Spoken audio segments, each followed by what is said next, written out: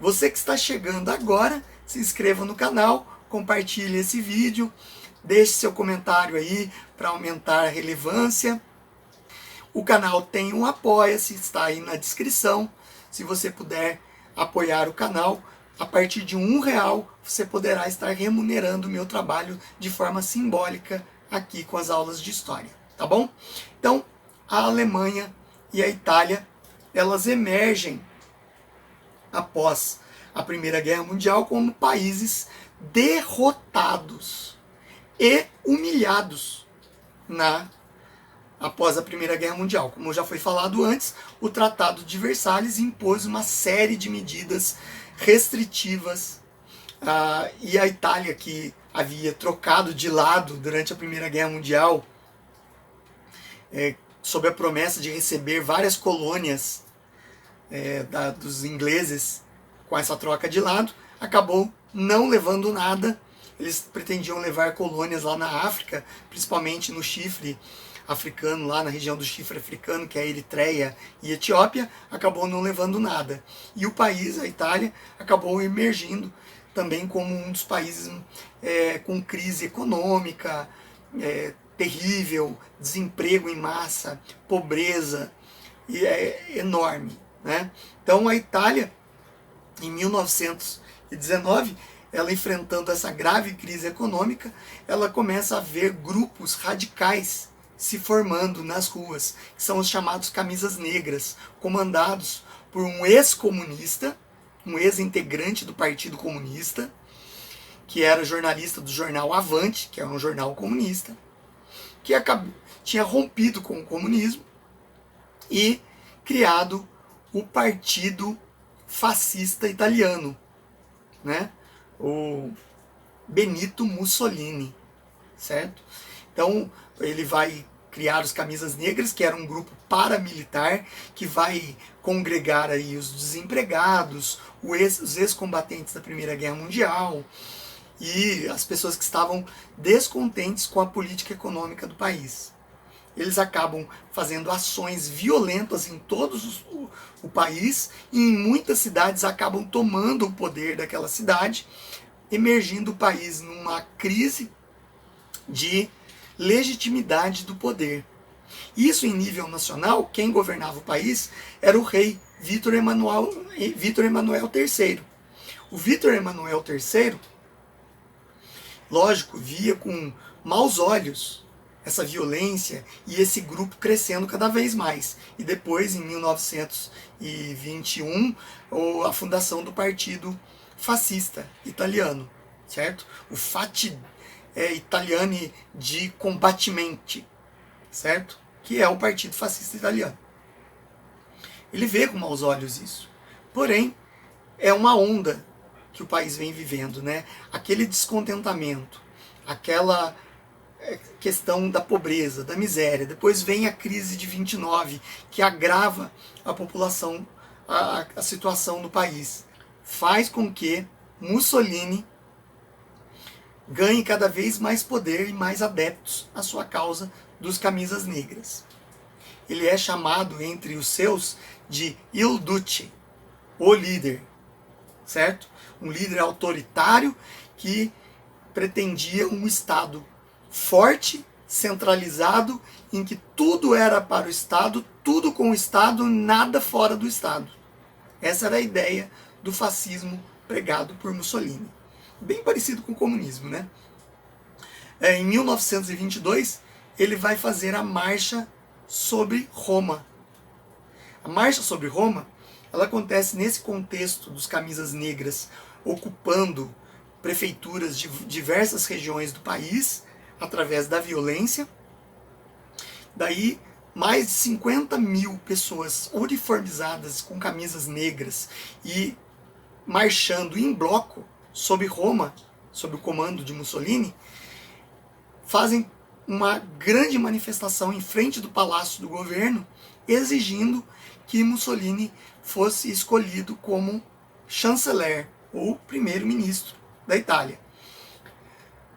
Vários políticos que ocupavam cargos no governo do Vítor Emanuel II orientaram o rei a acionar o exército, declarando estado de emergência no país.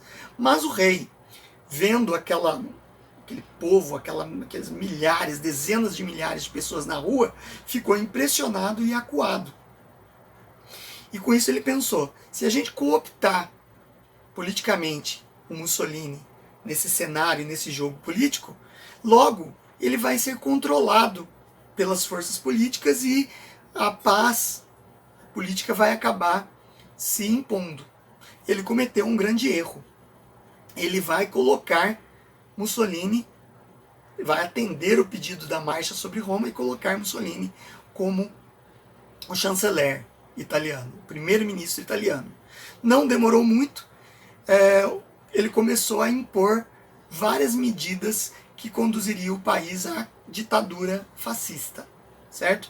Ele fechou o Congresso, dissolveu todos os partidos, deixando apenas o regime de partido único, o Partido Fascista Italiano. Acabou com o liberalismo econômico, agora o Estado controlava a economia do país. Todos os sindicatos, a Itália tinha uma cultura sindical muito forte, advinda já do século XIX. Toda a cultura, todos os sindicatos classistas italianos foram controlados pelo Estado. E o Mussolini conseguiu colocar o controle sobre todos os sindicatos, que acabaram sendo colocados membros do Partido Fascista Italiano no controle de cada sindicato. A imprensa foi totalmente censurada e cooptada pelo Estado. O Estado dizia o que a imprensa deveria dizer, certo? Então, liberdade de consciência, liberdade de expressão, de livre expressão e liberdades individuais estavam suprimidas na Itália fascista, como aconteceu na Rússia com a Revolução Comunista Soviética. E iniciou-se um grande período de perseguição aos opositores do regime. Liberais, sociais-democratas, comunistas acabaram sendo presos, muito acabaram sendo executados, e Mussolini assim conseguiu se impor. O rei Vítor Emanuel III teve que abdicar o trono, teve que renunciar e fugir do país, indo para o exílio. E em 1925, o Mussolini impõe a ditadura fascista e se torna um chefe único da nação, o Duce, o líder, chefe único da nação, comandando a ditadura fascista italiana. Lembrando que todo esse conjunto de informações, existe também a questão lá do Japão na Ásia, né? O Japão teve uma revolução cultural, política e social, que é a Revolução Meiji, que foi iniciada logo no final do século XIX, começo do século XX, que ocidentalizou os costumes japoneses, dando fim à era dos samurais e à época do Japão como um país fechado e isolado lá na Ásia. A partir da Revolução Meiji se instalou o império que pretendia expandir as suas fronteiras para além das ilhas japonesas, tomando a Manchúria no nordeste da China, entrando em guerra em 1905 contra a Rússia e vencendo essa guerra russo-japonesa e colocando um militarismo ali na região, que ia em oposição aos interesses econômicos norte-americanos no Pacífico, certo? E aí o atrito entre o Império Japonês e os Estados Unidos foi grande. Os japoneses aderiram ao Pacto Anti-Comintern e também assinaram o Pacto de Aço, se transformando nas potências do eixo, Roma, Berlim e Tóquio, indo frontalmente contra as potências ocidentais.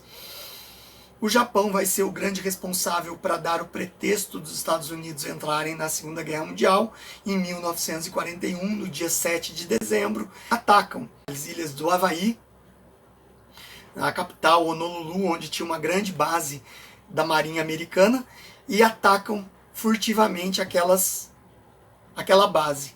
destruindo 20% da marinha americana naquele período que estava estacionada no porto de Honolulu, certo? O ataque de Pearl Harbor ao porto de Pearl Harbor em Honolulu, no dia 7 de dezembro de 1941, foi considerado pelo presidente norte-americano Franklin Delano Roosevelt o dia da infâmia, porque foi um ataque traiçoeiro e fez com que os Estados Unidos recebesse o aval do Congresso para entrar na Segunda Guerra Mundial, desequilibrando a balança do lado dos aliados.